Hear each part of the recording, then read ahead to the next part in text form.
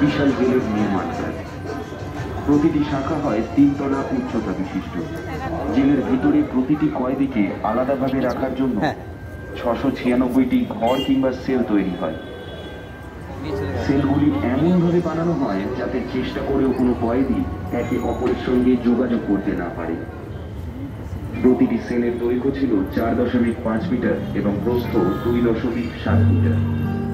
প্রতিটি সেলের ভিতর 3 মিটার উচ্চতায় একটি করে জানালাও লাগানো হয়।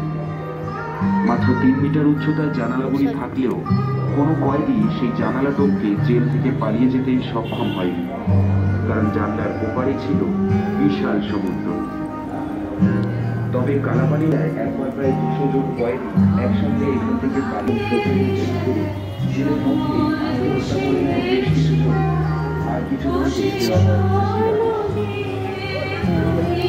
সেলুলার জেলের নির্মাণে সে সময় খরচ হয় 5,17,000 টাকা।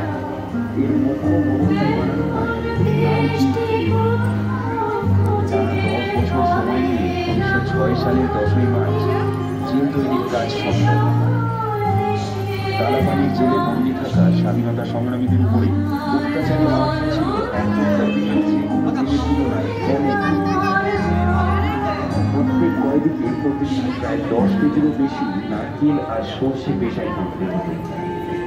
যদি কয়েদিদের মধ্যে কেউ কোনোদিনও সামান্য অসুস্থ হয়ে পড়ত আর পেশাইয়ের কাজ বন্ধ থাকতো, তখন সেই কয়েদিকে একটি খুঁটির সঙ্গে বেঁধে ঘন্টার পর ঘন্টা চলত চাবুক আঘাত। আর শুধুমাত্র সর্ষে